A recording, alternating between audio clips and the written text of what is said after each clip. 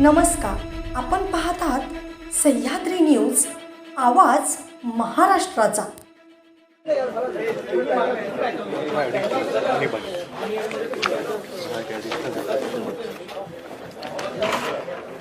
करायची सुरुवात।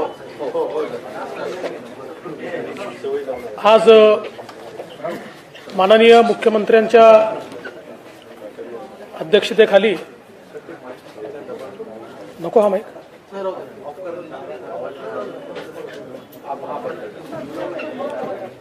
हा थोडा हळू करून टाका। आज माननीय मुख्यमंत्री महोदयांच्या अध्यक्षतेखाली मंत्रिमंडळाची बैठक झाली आणि अनेक महत्त्वपूर्ण विषयांवर आज मंत्रिमंडळाने निर्णय केलेला आहे। काही लोकोपयोगी निर्णय ज्याची महाराष्ट्रातली जनता सातत्याने वाट पाहत होती, असेही निर्णय माननीय मुख्यमंत्र्यांनी आज घेतले आहेत। मी माननीय मुख्यमंत्र्यांना विनंती करेन की आजच्या निर्णयाच्या बद्दलची माहिती त्यांनी माध्यमांना आणि माध्यमांच्या माध्यमातून जनतेला द्यावी। नमस्कार, सगळ्यांचंच मी मनापासून या ठिकाणी स्वागत करतो। आज कॅबिनेटची बैठक झाली, त्याच्यामध्ये अनेक विषयांवर चर्चा झाली, निर्णय झालेत। DCM साहेबांनी आपल्याला आता सांगितलेलंच आहे की शासनाने काही लोकहिताचे निर्णय घेतलेले आहेत आणि आम्ही तुम्हाला आधीच सांगितलंय की हे शासन जे आहे सर्वसामान्य माणसाला दिलासा देणारं शासन आहे। समाजातल्या सर्वच घटकांना न्याय देण्याचं काम हे शासन पुढील कालावधीमध्ये टप्प्याटप्प्याने नक्की करणार आहे। त्याची सुरुवात देखील आम्ही सुरुवातीच्याच पहिल्याच कॅबिनेटमध्ये चर्चा करून तशा प्रकारचं सुतोवाच केलं होतं। आज मला या ठिकाणी समाधानही वाटतंय, आनंदही वाटतोय की DCM साहेब आणि मी आणि आमचे सर्व सहकारी यांच्याबरोबर चर्चा केल्यानंतर जे दर जे आहेत जागतिक बाजारपेठेमध्ये कच्च्या तेलाच्या किमतीवर अवलंबून आहेत आणि त्यामुळे त्याच्यात जास्त सातत्याने वाढ होत असल्यामुळे देशभरामध्ये राज्यभरामध्ये पेट्रोल डिझेलवर दरांमध्ये वाढ होती आहे आणि म्हणून केंद्र सरकारने देखील 4 नोव्हेंबर 2021 व 22 मे 2022 रोजी पेट्रोल डिझेलच्या करामध्ये कपात केली होती आदरणीय प्रधानमंत्री महोदयांनी निर्णय घेऊन। आणि त्यांनी राज्य शासनाला देखील तशा प्रकारचं आवाहन केलं होतं की आपला देखील जो काही कर आहे तो देखील आपण कमी केला तर सर्वसामान्य माणसाला मोठा दिलासा मिळू शकतो। परंतु काही राज्यांनी त्यांचं आवाहन आणि ज्या काही सूचना होत्या त्या मान्य करून राज्य सरकारचे दर कमी केले होते, परंतु आपल्या महाराष्ट्र शासनाने ते कमी केले नव्हते। आणि आम्ही या ठिकाणी युतीचं सरकार स्थापन झाल्यानंतर ठरवलंय की ज्या माध्यमातून आपली सगळी आर्थिक परिस्थिती लक्षात घेऊन आपण एक एक निर्णय जनतेच्या हिताचा घेतला पाहिजे। आणि म्हणून आज आम्ही पेट्रोल आणि डिझेलवर पेट्रोलवर 5 रुपये आणि डिझेलवर 3 रुपये अशा प्रकारचं जे दर आहेत ते कमी करण्याचा निर्णय घेतलेला आहे। यामुळे जवळपास 6000 कोटी रुपयाचा शासनाच्या तिजोरीवर भार पडेल, परंतु 6000 कोटी रुपये जनतेला त्यामधून दिलासा मिळेल। हा एक महत्त्वाचा निर्णय या ठिकाणी आम्ही घेतलेला आहे शासनाने। यामुळे जे काही डिझेलचे गुड्स ट्रान्सपोर्ट आहेत त्यामुळे झालेली वाढ आणि मग त्याच्यामुळे जे काही वस्तूंवरच्या किमती वाढल्या त्याच्यामुळे देखील दिलासा मिळेल आणि थेट पेट्रोलमध्ये देखील आपण 5 रुपये कमी केल्यामुळे थेट नागरिकांना दिलासा मिळेल. त्याचबरोबर आजच सकाळी प्रधानमंत्री महोदयांनी फोन करून सूचना दिल्या होत्या की राज्यामध्ये 18 ते 59 या वयोगटातील सर्वांनाच बूस्टर डोस मोफत देण्याचं केंद्र सरकारने जाहीर केलेलं आहे. पण त्याची अंमलबजावणी मोठ्या प्रमाणावर राज्यात देखील झाली पाहिजे आणि पुढच्या 75 दिवसामध्ये एक टार्गेटेड प्रोग्राम, एक आपला सगळ्यांनाच याचा बेनिफिट झाला पाहिजे, संपूर्ण महाराष्ट्रामध्ये देशव्यापी मोहीम घेऊन अशा प्रकारचे देखील आवाहन प्रधानमंत्री महोदयांनी केलेलं आहे. त्यामुळे जे काही पॉझिटिव्हिटीचं जे कोविडचं प्रमाण आहे ते कमी होईल आणि सक्रिय रुग्णांची संख्या कमी होईल आणि मोठ्या प्रमाणावर 18 ते 59 वयोगटातल्या सगळ्यांना याचा बेनिफिट होईल. त्यामुळे आमचं शासनाचे सर्व आज त्याच्यामध्ये कॅबिनेटमध्ये देखील चर्चा याच्यावर झाली. मुख्य सचिव आणि आरोग्य विभाग आणि सगळीच यंत्रणा जी आहे सगळ्याच माध्यमातून या ठिकाणी हा बूस्टर डोस जो आहे सगळ्यांना मिळेल, बूस्टर म्हणजे त्याची आवश्यकता आहे ते मिळेल आणि त्याचा फायदा सर्वसामान्य लोकांना होईल. हा देखील एक मोठा प्रोग्राम राज्य सरकार हाती घेईल. त्याचबरोबर केंद्र शासनाच्या स्वच्छ भारत अभियान टप्पा 2 च्या धर्तीवर राज्यात देखील स्वच्छ महाराष्ट्र अभियान टप्पा 2 राबविण्यात येणार आहे नगरविकास विभागाच्या माध्यमातून. त्यामध्ये शाश्वत घनकचरा व्यवस्थापन असेल, वैयक्तिक घरगुती शौचालय असतील, सामुदायिक शौचालय बांधण्याचा कार्यक्रम असेल, हा मोठ्या प्रमाणावर आपण या ठिकाणी राबवण्याचा देखील निर्णय घेतलेला आहे.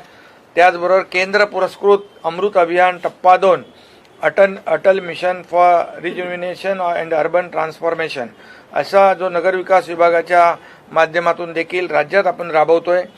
या योजनेतून सर्व शहरांमध्ये केंद्राच्या मार्गदर्शक सूचनेनुसार अमृत अभियान राबविण्यात येईल. यामध्ये मोठ्या प्रमाणावर पाणीपुरवठा योजना आणि मलनिस्सारण योजना जी अतिशय कुठल्याही शहराच्या किंवा राज्याच्या दृष्टीने अतिशय महत्त्वाचा विषय आहे तो, आणि सांडपाण्याचा पुनर्वापर जो आपण STP करतो आणि त्याच्यावर पाण्यावर ट्रीटमेंट करतो, हे ट्रीटेड पाणी जे आहे ते पिण्याचं पाणी त्या ठिकाणी वापरू नये म्हणून आम्ही एक MIDC असेल, सेकंडरी यूज असेल, गार्डनला आपण पाणी वापरतो, इतर जे काही आपण पाणी वापरतो हे पाणी जे पाणी STP मधून जे पाणी ट्रीटेड वॉटर जे आहे ते वापरण्यासाठी त्याचं कंपल्शन देखील करण्याचा निर्णय घेतलेला आहे.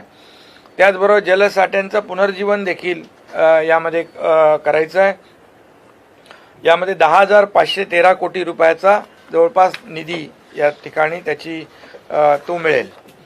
त्याचबरोबर खासदार धैर्यशील माने आणि आमदार प्रकाश आंबेडकर आणि इतरही आमच्या लोकप्रतिनिधींनी माझ्याकडे आणि DCM साहेबांकडे विनंती केली होती. जे नियमित कर्ज परतफेड करतात त्यांना जो काही शासनाने निर्णय घेतला आहे 50,000 रुपये इन्सेंटिव्ह देण्याचा, त्यामधून कोल्हापूर, सातारा, सांगली, पश्चिम महाराष्ट्रातले जे पूर परिस्थितीमध्ये ज्यांना शासनाच्या माध्यमातून आपण मदत केली होती 2018-19ला अतिवृष्टीमुळे शेतकऱ्यांचं झालेलं नुकसान भरपाई आपण दिली होती, त्यांना त्यामध्ये वगळण्यात आलं होतं. परंतु असं त्यांना वगळण्यात येऊ नये अशा प्रकारची विनंती केली होती. त्यामुळे त्यामध्ये तो देखील शासनाने निर्णय घेतलेला आहे आणि तो पुढच्या कॅबिनेटमध्ये आम्ही त्याच्यावर शिक्कामोर्तब करतोय. 50,000 रुपये त्यामध्ये आपल्याला शेतकऱ्यांना, लाखो शेतकऱ्यांना फायदा होईल. त्यामध्ये खासदार धैर्यशील माने असतील, खासदार आपले महाडिक असतील, आमदार प्रकाश आंबेडकर असतील, आणखी काही लोक जे आहेत त्यांनी देखील यामध्ये मागणी केली होती. शेवटी शेतकऱ्यांची ही मोठी मागणी आहे, त्यामध्ये तोही निर्णय आम्ही आज घेतलेला आहे. एकंदरीत अशा प्रकारच्या ज्या काही योजना आहेत ज्यांचा थेट लोकांशी संबंध आहे अशा योजना ज्या आहेत, असे निर्णय जे आहेत आम्ही लोकहिताचे आज घेतलेले आहेत. एक फक्त एक मिनिट, फक्त एक जे सीएम साहेबांनी या ठिकाणी सांगितलं अमृत, तर अमृत 1 आणि 2 मधला आता फरक असा आहे की अमृत 1 मध्ये 44 शहरं होती. आता आज जो निर्णय मुख्यमंत्री मोदी यांनी घेतला आहे 400 म्हणजे अगदी नगरपंचायतीपासून तर महानगरपालिकेपर्यंत ज्या 400 अर्बन बॉडीज आहेत त्या सगळ्यांना आता ही केंद्र सरकारची योजना आजपासून लागू झाली आहे. त्यामुळे या सगळ्या शहरांमध्ये पिण्याचं पाणी आणि सांडपाणी या दोन्हीच्या योजना या केंद्र सरकार अनुदान देईल, राज्य सरकार त्याला मॅचिंग ग्रँट देईल आणि ज्या छोट्या संस्था आहेत त्यांना केवळ 10% पैसे स्वतः द्यायचे आहेत, बाकी 90% ग्रँटच्या माध्यमातून त्या ठिकाणचे प्रोजेक्ट पूर्ण केले जाणार आहेत. म्हणजे ते अडलेले फंड्समुळे तर ते आता अडणार नाहीत. छोट्या नगरपालिका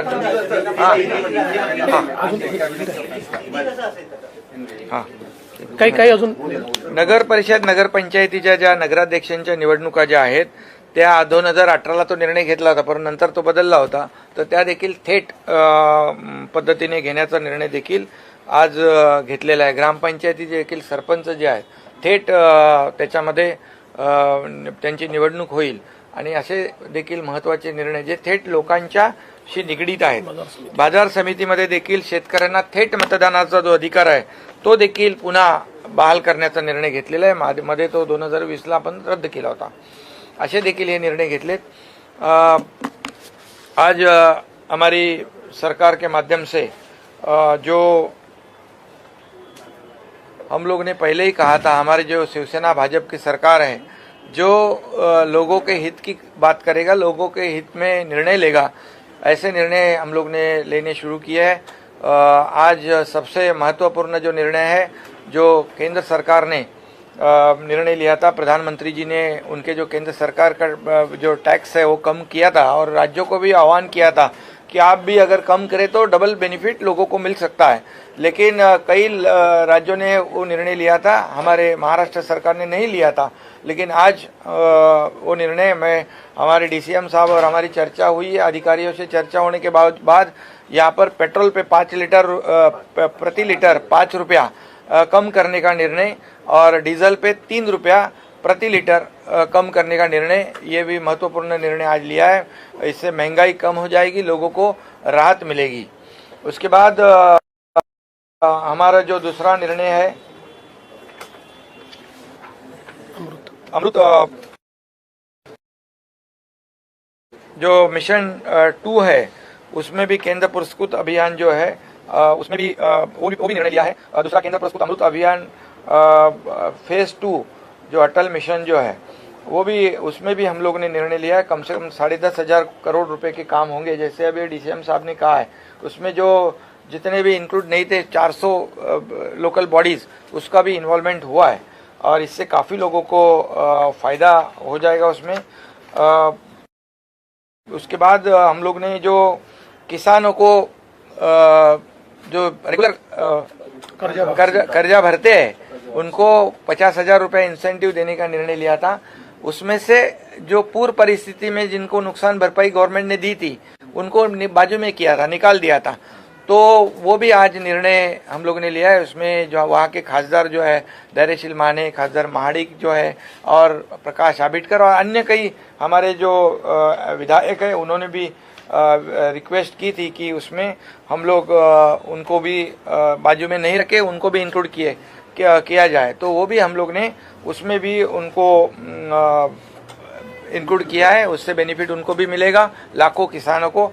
और प्रधानमंत्री जी ने आज सुबह ही कहा है हमें कि जो 18 से 59 एज के जो लोग हैं उनको बूस्टर डोज मुफ्त में केंद्र सरकार के माध्यम से जो उन्होंने घोषणा की है, अगले 75 दिनों में वो एकदम बड़ा ड्राइव लेकर उनको सभी लोगों को इसका फ़ायदा मिले, ये सूचित उन्होंने किया है. और आज कैबिनेट में भी हमारी चर्चा होगी है डीसीएम साहब और हमारे और अधिकारियों की, सब लोगों को इसका बेनिफिट हो जाए. ये जो पॉजिटिविटी का जो रेट है कम हो जाएगा और कोविड ख़त्म हो जाएगा. इसलिए उसे भी हम लोग बड़े पैमाने पर लोगों तक पहुंचाएंगे. सभी लोगों की मदद जो लोकल बॉडीज़ है, एनजीओज़ है, आरोग्य संस्थाएं हैं, और सभी टीम जो है वो एकत्रित होकर काम करेगी ताकि लोगों को बहुत फायदा हो जाएगा। सरपंच और वो नगर परिषद के नगराध्यक्ष है उनको भी डायरेक्ट उनका चुनाव हो जाएगा। ये भी बहुत बड़ा निर्णय सरकार ने लिया हुआ है। एक सेकंड फक्त, एक मला सीएम साहेबांनी एक निर्णय मला घोषित करायला सांगितलाय। आणीबाणीच्या काळामध्ये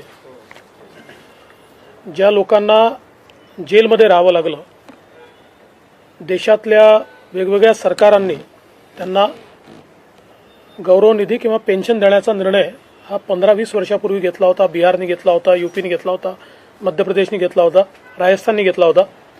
महाराष्ट्रामध्ये तो प्रलंबित होता। 2018 साली आम्ही तो निर्णय घेतला होता, पण 2020 साली तो निर्णय मागील सरकारने स्थगित केला। आजच्या मंत्रिमंडळाच्या बैठकीमध्ये पुन्हा एकदा तो निर्णय हा लागू करण्याचा आम्ही निर्णय केला आहे। जवळजवळ 3600 लोकतंत्र संग्राम सेनानी आहेत की ज्यांना आणीबाणीच्या काळामध्ये कारावास भोगावा लागला, तर त्यांना ते पेन्शन आम्ही देणार आहोत आणि अजून 800 ॲप्लिकेशन आहेत, त्या मेरिटवर डिसाईड होतील। त्यामुळे हाही एक महत्त्वाचा निर्णय या ठिकाणी घेण्यात आला है। हम सभी जानते हैं कि इमरजेंसी के समय जिन लोगों को कारावास हुआ था, ऐसे लोगों को भिन्न भिन्न राज्यों में पेंशन दी जाती थी। महाराष्ट्र में वो नहीं दी जा रही थी। 2018 में उनको पेंशन देने का महाराष्ट्र ने भी निर्णय लिया था, लेकिन 2020 में उसको स्थगित कर दिया गया था। तो अभी वापस आज हमारी कैबिनेट ने निर्णय किया है कि जो लोकतंत्र संग्राम सेनानी है, जिन्होंने लोकतंत्र को बचाने के लिए उस समय लड़ाई की और जिसमें सत्याग्रह में उनको कारावास हुआ, ऐसे लोगों को फिर एक बार महाराष्ट्र की सरकार उनकी जो पेंशन है वो शुरू करेगी। सर, तत्कालीन सरकारने सांगितलं होतं की जे 6000 कोटींचा जो काय भार तिजोरीवर पडणार आहे, त्यामुळे आम्ही निर्णय घेत नाही। कशामध्ये? पेट्रोल डिझेल दरामध्ये त्यावेळी सरकारने ते थांबवलं होतं। तर आता जो काही विकास निधी आहे 6000 कोटी कमी झाल्याने त्यावर काही फरक पडणार आहे का? त्याबद्दल सरकार हा 6000 कोटी कुठून भरून 6000 कोटी रुपयाचे नियोजन आम्ही करू। कुठल्याही विकास निधीवर त्याचा भार पडणार नाही, विकासाला कुठेही कात्री लागू देणार नाही। शिंदे साहेब, आज नगराध्यक्ष आणि नगरपालिकेचा निर्णय झाला, पण काल मिलिंद देवरांनी तुम्हाला आणि उपमुख्यमंत्र्यांना पत्र पाठवलं होतं, ज्यावर आपण प्रतिक्रिया देखील केली। या संदर्भात आता मुंबईचं वॉर्ड रचना किंवा आरक्षण याच्या संदर्भात काही विचार आहे का? त्याबाबतीत ही खूप सगळ्यांची मागणी होती आहे। नाही, आता तर ग्रामपंचायत नगरपालिकेचा आम्ही निर्णय घेतलाय आणि मला वाटतं मुंबईच्या बाबतीमध्ये आता तो निर्णय आम्ही काय कुठला घेतलेला नाही। त्याच्यामध्ये माझी आणि सीएम साहेबांची चर्चा झाली। आमच्याही कडे तक्रारी प्राप्त झालेल्या आहेत। आज तो विषय आमच्या अजेंड्यावर नव्हता। आम्ही आता त्या सगळ्या तक्रारींची छाननी करू आणि मग त्याच्या मेरिटच्या आधारावर मुख्यमंत्री त्याचा निर्णय करतील। वॉर्ड रचनेच्या बाबतीमध्ये मोठ्या प्रमाणावर तक्रारी आहेत। एसटीपी प्रोजेक्टच्या संदर्भात आपण खूप मोठे आरोप केले होते आणि आता अटल योजनेमध्ये इतके मोठ्या प्रमाणात होत आहे। जे आधीचे एसटीपी प्रोजेक्ट मुंबईचे विशेषतः होते ते वादाच्या भोवऱ्यात होते, ते टेंडर प्रोसेस वादामध्ये होती। त्या संदर्भामध्ये काही विशेष निर्णय पुढच्या काळात घेतले जातील का? नाही, या संदर्भात स्वतः मुख्यमंत्री त्याच्यावर लक्ष ठेवून आहेत। ती सगळी प्रोसेस आता सुप्रीम कोर्टामध्ये आणि न्यायमूर्ती चंद्रचूड यांच्या बेंच समोर त्यांनी ती पूर्ण प्रक्रिया पेंडिंग ठेवली आहे आणि हे संपूर्ण जी काही ही प्रक्रिया त्याचं मॉनिटरिंग ते करत आहेत। त्यामुळे त्या संदर्भातले जे काही रिपोर्ट्स आहेत ते त्यांच्यासमोर मांडले जातील। मुख्यमंत्र्यांनी आयुक्तांना स्पष्टपणे सांगितलेलं आहे की कुठल्याही परिस्थितीत अतिशय पारदर्शी पद्धतीनं हा सगळा व्यवहार झाला पाहिजे। या ठिकाणी कुठल्याही प्रकारे कोणाच्या दबावाखाली किंवा चढ्या दरानं हे होऊ नये। तर त्या दृष्टीने जो काही त्या संदर्भातला निर्णय आहे तो पहिल्यांदा सर्वोच्च न्यायालयासमोर मांडावा लागेल। त्यांना सांगावं लागेल कुठल्या पद्धतीने आलाय, काय केलंय, और मग त्यांच्या मान्यतेनेच पुढची कारवाई होणार है। सरपंच का चुनाव जो जारी करने का जो फैसला किया गया है, आपकी सरकार में लिया गया था, उसके बाद दूसरी सरकार बदल दिया था, अभी वापस ले लिया। क्यों ऐसा क्यों उनको लग रहा था और अब सरकार को क्यों लग रहा है जिस तरीके से? देखिए, देश में आप कोई भी राज्य देखिए, सारे राज्यों में जितने बड़े राज्य हैं, सारे राज्यों में सरपंच का चुनाव डायरेक्ट होता है। दूसरा, जो महाराष्ट्र सरपंच परिषद है, इसमें करीब करीब सरपंच और माजी सरपंच 50,000 लोगों ने अधिवेशन लिया। आप सब लोगों ने कवर किया था और वो सब ने मिलकर, और किसी भी पार्टी से बिलोंग करते हो, सारे सरपंचों ने मिलकर एक मुख से उसमें ये कहा था कि भाई ये डायरेक्ट ही चुनाव होना चाहिए। मूलतः ये देखा गया है कि अगर इनडायरेक्ट चुनाव होता है तो चुनकर कोई भी आए, बाद में पैसे का और फालतू चीज़ों का अवलंब करके और जो डिजर्विंग है उसको बाजू रखा जाता है। तो उस दृष्टि से ये जो सरपंच परिषद ने जिस प्रकार से मांग की थी, सरपंच परिषद के लोग माननीय मुख्यमंत्री जी को मिले, मुझे मिले, जनप्रतिनिधियों से मिले, कई जनप्रतिनिधियों ने लेटर्स भी दिए, और उसी को मद्देनजर रखते हुए और देश में जो ट्रेंड है और विशेष रूप से जो 73rd अमेंडमेंट हुई थी, उस 73rd अमेंडमेंट का जो एसेंस था वो ये था कि भाई हम डायरेक्ट इलेक्शन करें। 74th अमेंडमेंट का एसेंस वो था कि हम शहरों में डायरेक्ट इलेक्शन करें। तो उसको देखते हुए ये निर्णय लिया गया है। जो आपने बात की है कलेक्टर से, वे सभी को निर्देश दिए हैं, बात को लेकर क्या दिशा निर्देश है, आपसे भी दोनों से जानना चाहूंगा कि क्या कदम आप उठा रहे हैं। नहीं, सभी जगह पे सभी जहाँ जहाँ अतिवृष्टि हो रही है वहाँ सभी मैं भी और डीसीएम साहब भी लगातार संपर्क बनाए रखे। मैं भी सब सुबह गढ़चिरौली के कलेक्टर के साथ मेरी बात हुई, वहाँ के चीफ सेक्रेटरी के साथ बात हुई, मैंने उनको वहाँ के मुख्यमंत्री है उनसे भी मैंने संपर्क किया है कि वहाँ के जो मेडिगट्टा है और कालेश्वरम है, एलमपल्ली जो है वहाँ डैम है, वहाँ के जो गेट है गेट ओपन किए हुए। कलेक्टर की हमारी सूचना थी, हमारे इरिगेशन डिपार्टमेंट की सूचना थी कि आगे के 24 आवर्स या 36 आवर ये गेट बंद नहीं हो, ऐसे भी हम लोगों ने उनको बताया। कोऑर्डिनेशन में काम हो रहा है। बाकी पूरे राज्य में सभी जगह पर हम लोग दोनों भी संपर्क बनाए रखे कि कहीं पर भी किसी भी तरह की दिक्कत ना हो। एनडीआरएफ हो, एयरफोर्स है, क्या एयरलिफ्ट करना है वो भी सूचनाएं दी हुई है। जो फ्लड एरिया जो है उसमें जितने भी लोग रहते हैं उनको सुरक्षित जगह पर शिफ्ट करने का काम किया हुआ है। वहाँ किसी भी तरह की किसी को भी दिक्कत नहीं हो, उनके खाने पानी की व्यवस्था भी जिला प्रशासन को उसकी भी सूचना वो भी सूचित किया है ताकि किसी भी जगह पर जीवित हानि ना हो। इसे पूरी तरह लगा एसडीआरएफ है, एसडीआरएफ भी है, एनडीआरएफ भी है, सभी यंत्रणा काम कर रही आणीबाणीच्या काळामध्ये ज्या पद्धतीने आता पण निर्णय घेतलेला आहे की त्यांना पेन्शन द्यावी, मागच्या सरकारने मात्र असं सांगितलं होतं की हे सगळे आरएसएस आहेत त्यामुळे त्यांनी हा निर्णय बंद केला। राजकीय आक्षेपोटी घेतलेला हा निर्णय होता का? आता पहिली गोष्ट तर अशी आहे की आणीबाणीच्या काळात जेलमध्ये गेलेले हे जनसंघाचे लोक जास्त होते, पण सगळ्या पक्षांचे होते, आणि म्हणूनच लालू प्रसाद यादवांचं सरकार बिहारमध्ये असताना त्यांनी निर्णय घेतला त्यांना पेन्शन देण्याचा। मुलायम सिंगांचं सरकार हे ज्यावेळेस यूपीमध्ये होतं तेव्हा त्यांनी घेतलेला निर्णय आहे। त्यामुळे हा कुठल्या एका पक्षाचा विषय नाही आहे।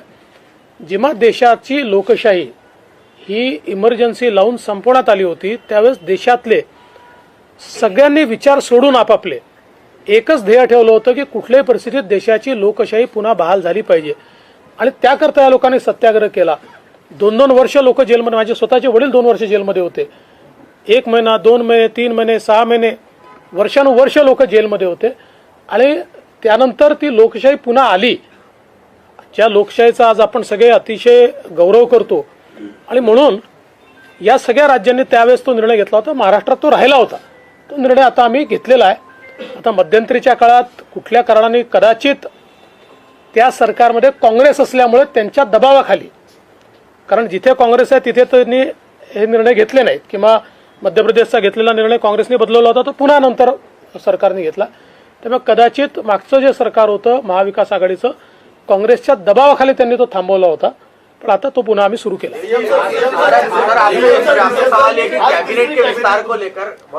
देखिए ये मेरी प्रेस कॉन्फ्रेंस सीएम साहब के, तो सीएम साहब से पूछिए।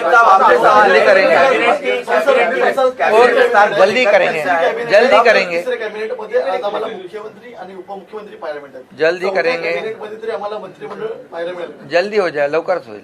नाही, महाविकास आघाडीमध्ये 1.5 महिने 5 मंत्री होते, पण आम्ही तसं करणार नाही, आम्ही तसं करणार नाही। आज द्रौपदी मुर्मू जो राष्ट्रपति के उम्मीदवार है वो मुंबई आ रही है, आप लोगों से मुलाकात है, लेकिन ये भी जानकारी है क्योंकि शिवसेना ने समर्थन दिया है खासतौर से उद्धव ठाकरे जी का जो ग्रुप है, तो क्या उनसे भी मुलाकात होगी? आप आतापर्यंत जी माहिती माझ्याकडे आहे त्याच्यानुसार त्यांचा जो कार्यक्रम माझ्याकडे आलाय त्यात काही वेगळी कोणाशी भेट दाखवलेली नाहीये। त्यामुळे पण त्यांचा शेवटी निर्णय उमेदवार आणि त्यांचे जे काही प्रचार प्रमुख आहेत ते करतात। पण आत्ता तरी जो कार्यक्रम आलेला आहे, त्याच्यामध्ये अशी कुठली भेट नाही आहे. नाही, आणि याच्यामध्ये एक आदिवासी समाजाची महिला भगिनी आहे, त्यामुळे सगळ्यांनीच त्यांना सहकार्य करण्याचा निर्णय घेतलेला आहे.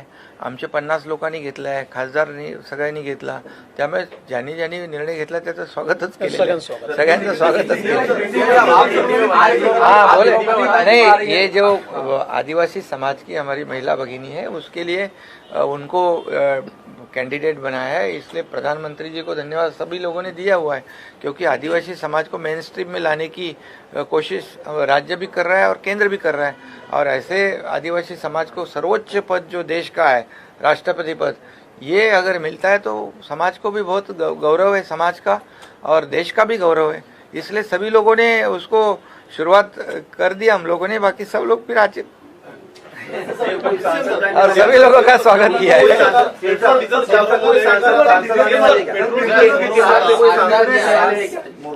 नहीं, सांसद वोट करेंगे, पक्का वोट करेंगे. सर, निर्णय पेट्रोल आणि डिझेलचा घेतला आहे, त्याचे इम्प्लिमेंट लगेच रात्री 12 वाजल्यापासून. सर, याचा जर एक प्रश्न आहे की 21 मेला मागच्या सरकारने एक निर्णय घेतला होता, त्यामध्ये 1 रुपया आणि 2 रुपये व्हॅट कमी केला होता. तो पकडून 5 रुपये आहे की तो वेगळा आहे? साहेब, एकच सेकंद सांगतो. पहिल्यांदा तुमचे कन्फ्युजन काढून घ्या की त्या सरकारने निर्णय घेतला नव्हता. टॅक्सेसवरचे टॅक्सेस कमी झाले होते, त्यामुळे त्यांनी एकही पैसा कमी करण्याचा निर्णय घेतला नाही. टॅक्सवर आपण टॅक्स लावतो, त्यामुळे ते टॅक्सेस केंद्राने कमी केल्याबरोबर ऑटोमॅटिक आपले कमी झाले होते. हा कॅस्केडिंग इफेक्ट आहे. हा स्पेसिफिकली आपण घेतलेला निर्णय असल्यामुळे पूर्ण 5 रुपये हे सरकार माननीय मुख्यमंत्र्यांच्या नेतृत्वात कमी करतं. मतदान होणार आहे, त्यामध्ये काही फेरबदल आता होतील, कारण 4 नगरपंचायतच्या निवडणुका त्यामध्ये आहेत. व्हावे तसे अपेक्षा आहे.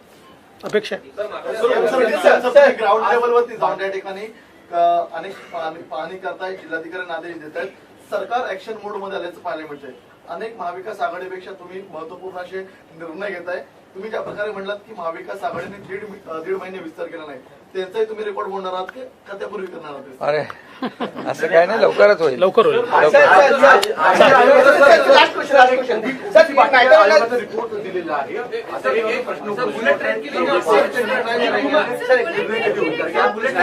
19ला केस असल्यामुळे त्याच्यावर बुलेट ट्रेन संदर्भात मुख्यमंत्र्यांनी कालच सगळे क्लिअरन्सेस दिलेले आहेत. All clearances have been given.